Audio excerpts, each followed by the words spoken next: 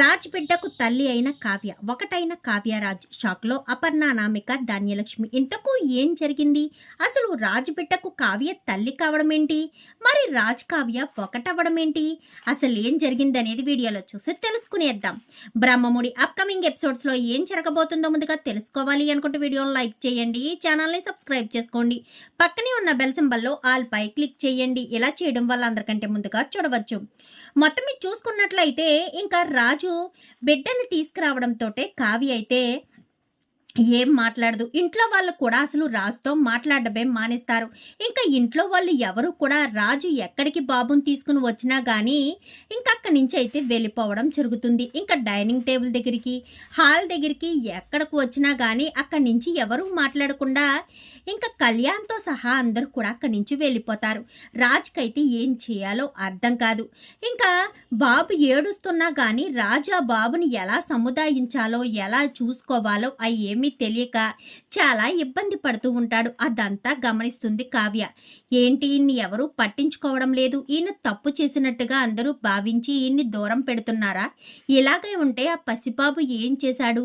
పసిబాబుని చూసుకోకపోతే బాబుకు కావాల్సిన ఆలనా పాలన ఎవరు చూసుకుంటారని ఇంకా కావ్య అయితే బాబు ఏడుస్తూ ఉండడం గమనించి ఇంకా పాల డబ్బాలో అయితే పాలు పోసి తీసుకొచ్చి రాజుకైతే ఇస్తుంది.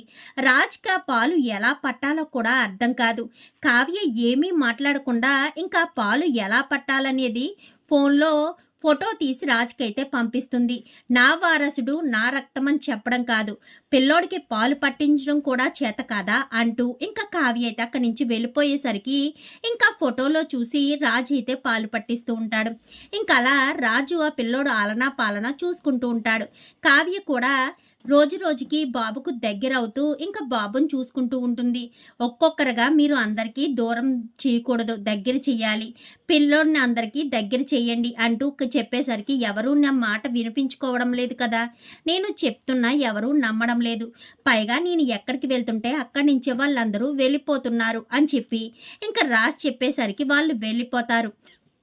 కానీ మీరే కావాలని వాళ్ళ దగ్గరికి వెళ్ళాలి, ముందు మీ నాన్నమ్మ గారి దగ్గరికి తీసుకువెళ్ళండి అని చెప్పనేసరికి సరే అని రాజు అయితే కావ్య అక్కడి నుంచి వెళ్ళిపోయిన తర్వాత గదిలో కూర్చుని ఉండగా ఇందిరాదేవి దగ్గరికి అయితే బాబుని తీసుకుని వెళ్తాడు. నానమ్మ అర్జెంటుగా పట్టుకో, నేను అర్జెంటు ఫోన్ కాల్ వస్తుంది, నేను ఆ ఫోన్ మాట్లాడాలి అంటూ ఇంకా అటు తిరుగున్న ఇందిరాదేవిని అడిగేసరికి ఇందిరాదేవి అయితే ఏమీ మాట్లాడదు.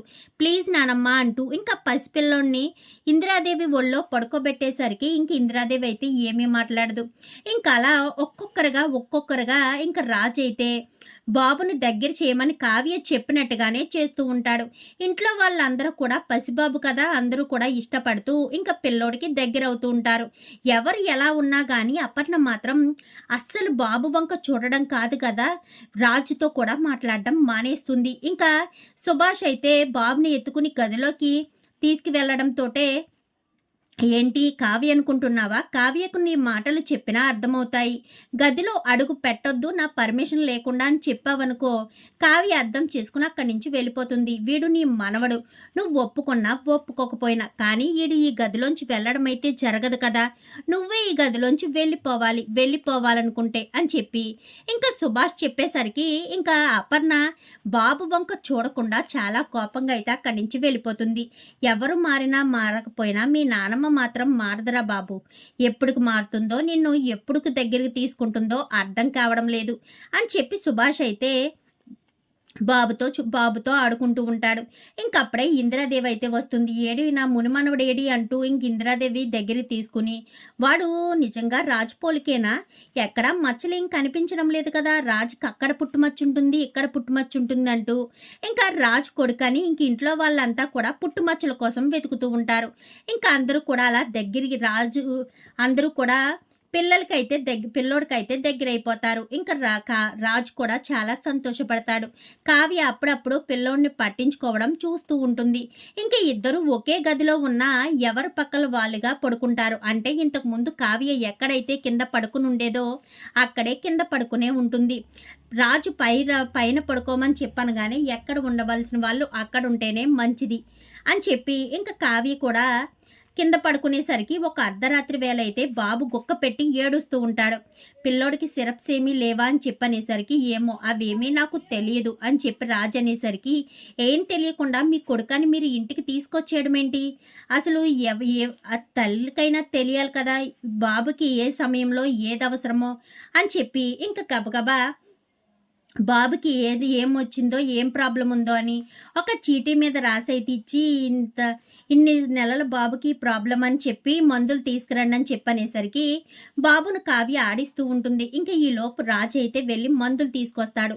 మందులు తీసుకొచ్చి ఆ మందులు వేసినా గానీ బాబులో మాత్రం ఏడుపు మాత్రం తగ్గదు. ఇంక తగ్గకపోయేసరికి బాబుకి చాలా సీరియస్‌గా ఉన్నట్టుంది. ఏదో తెలియని బాధ. ఆ బాబు నోరు తెరిచి చెప్పలేడు కదా! మనం హాస్పిటల్‌కి తీసుకువెళ్ళడమే మంచిదని. ఇంక కావ్య బాబుని ఎత్తుకుంటుంది. ఇంక రాజు అర్ధరాత్రి వేళ బాబుని తీసుకొని హాస్పిటల్‌కైతే వెళ్తారు. ఇంక అలా వెళ్ళిన తర్వాత సరైన సమయానికి తీసుకొచ్చారు. బాబుకి కడుపు నొప్పిగా అనిపించింది. ఎందుకంటే బాబుకి పాలు అరగడం లేదు. తల్లి పాలు పట్టించడం లేదా అని చెప్పాను గానీ తల్లి లేదు అని చెప్పి ఇంక రాజు చెప్పేసరికి ఒక్కసారిగా కావ్య షాక్ అయిపోతుంది. తల్లి లేకపోవడం ఏంటి అని అనుకుంటూ ఉంది డాక్టర్, కానీ తల్లికి పాలు రావు అని చెప్పాను గానీ ఏమ్మా పాలు పడడం లేదా, టాబ్లెట్లు రాసిమ్మంటారా అని చెప్పాను గానీ వద్దు డాక్టర్, ఆ తల్లికి పాలు రావు, పాలు కోసమే డబ్బా రాసివ్వండి అని చెప్పి ఇంకా డాక్టర్ దగ్గర కావ్య చెప్పేసరికి ఒక్కసారిగా రాజు షాక్ అయిపోతాడు. నిజంగా కావ్య ఇంత ఉన్నతంగా ఆలోచిస్తుందా? అంటే తల్లి లేదని తెలియగానే తనే తల్లి అవ్వాలనుకుంటుందా అని చెప్పి రాజు అయితే అనుకుంటాడు. ఇంకా బాబు పరిస్థితి ఏంటి మొత్తం అన్నీ కూడా కావ్య వివరంగా చెప్పి ఆ మందులు ఎలా వాడాలో ఏంటో అన్నీ కూడా వివరంగా తెలుసుకుని బాబుని ఎత్తుకుని అయితే ఇంటికి వచ్చేస్తుంది. ఇంక ఇంటికి రావడంతో రాజుకు కూడా ఇవ్వకుండా ఆ బాబుని కావ్య తీసుకెళ్ళిపోతుంది. రాజు మాత్రం కావ్య వంక చూడలేకపోతాడు. ఎందుకంటే బిడ్డ ఎవరికో పుట్టిన బిడ్డను తీసుకొచ్చి తన వారసుడు అని చెప్పిన తర్వాత కూడా రాజుని ఎదురు ప్రశ్న అడగకుండా తన బిడ్డలా చూసుకోవాలని కావ్య అనుకుంది. అలాంటి కావ్య దగ్గర నేను అబద్ధం చెప్పాను, నిజాన్ని దాచిపెట్టాను, ఇలాంటి కావ్యనా నేను మోసం చేస్తున్నాను, నన్ను ఎంతగా నమ్మిన కావ్యనా ఇంతలా నేను మోసం చేస్తున్నాను అని రాజైతే కావ్య మొహవంక కూడా చూడకుండా అక్కడి నుంచి అయితే వెళ్ళిపోతాడు. కావ్య బాబుని ఆడిస్తూ ఇంకా రాత్రంతా అలా మెలకుగానే ఉంటూ ఎప్పుడెప్పుడు ఏమేమి వేయమన్నారో అదే సమయానికైతే ఆ బాబుకైతే మందులు వేస్తూ ఉంటుంది. మరుసటి రోజు ఉదయాన్నే రాజు కూడా నేను ఆఫీస్కి వెళ్ళనా అని చెప్పాను కానీ వెళ్ళండి, నేను బాబుని చూసుకుంటాను అంటూ కావ్య చెప్పేసరికి రాజు అయితే ఎంతగానో సంతోషపడుతూ ఇంకక్కడి నుంచి 2 అడుగులు బయటకు వేసి పరుగున వచ్చి కావ్యను గట్టిగా హత్తుకుంటాడు. చాలా థ్యాంక్స్ కావ్య, నన్ను ఇంత బాగా అర్థం చేసుకుంటావని అనుకోలేదు. నేను నోరు తెరిచి ఏమీ చెప్పకపోయినా కానీ ఇంట్లో వాళ్ళు నన్ను అర్థం చేసుకోలేదు, నా తల్లే నన్ను అర్థం చేసుకోలేదు, కానీ నువ్వు నన్ను అర్థం చేసుకున్నావు. నీకులాంటి భార్య దొరకడం నా అదృష్టం. ఖచ్చితంగా నీకు ఏదో ఒక రోజు నిజం చెప్తాను, కానీ ఈ రోజు మాత్రం నన్ను నిజం అడగొద్దని చెప్పాను. కానీ మీరు ఎప్పుడు నిజం చెప్పినా చెప్పకపోయినా కానీ నేను మిమ్మల్ని ప్రశ్నించను. ఈ బిడ్డకు తల్లి లేదని మాత్రం ఎప్పుడూ చెప్పకండి. ఈ బిడ్డకు తల్లిని నేనుంటాను అని చెప్పి కావ్య అయితే బిడ్డ వంక చూస్తుంది. ఇంకా రాజు అయితే కావ్య అన్న మాటలకైతే కళ్ళల్లోంచి నీళ్ళు అలా వస్తూ ఉంటాయి. ఏంటి బాధపడుతున్నారని చెప్పాను కానీ లేదు కావ్య, నీకు లాంటి దాన్ని బాధ పెట్టినందుకు నేను బాధపడుతున్నాను అని చెప్పి రాజు అయితే అక్కడి నుంచి వెళ్ళిపోతాడు. ఇదంతా చూసిన ఇంద్రదేవి అయితే ఎంతగానో సంతోషపడుతుంది. భర్త ప్రేమను దక్కించుకోవడం కోసమే కావ్య ఎంతగానో తల్లడిల్లింది.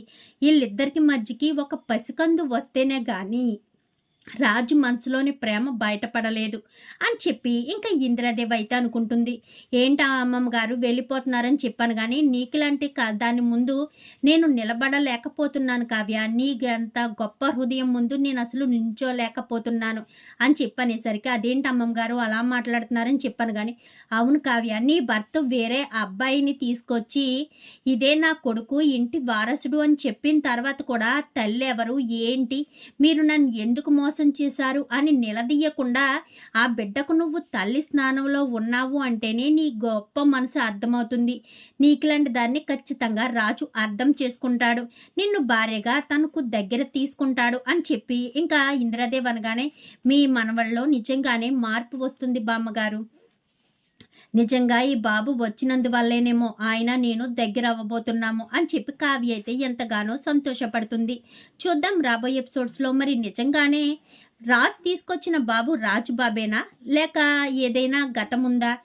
మరి కావ్య రాజులు ఎలా ఒకటవుతారు? ఇదంతా కూడా రాబోయే ఎపిసోడ్స్‌లో చూసి తెలుసుకునేద్దాం. మా వీడియో కనుక మీకు నచ్చినట్లయితే వెంటనే లైక్ చేసి మా ఛానల్‌ని సబ్స్క్రైబ్ చేసుకుని పక్కనే ఉన్న బెల్ సింబల్‌లో ఆల్ పై క్లిక్ చేయండి. ఇలా చేయడం వల్ల అందరికంటే ముందుగా చూడవచ్చు.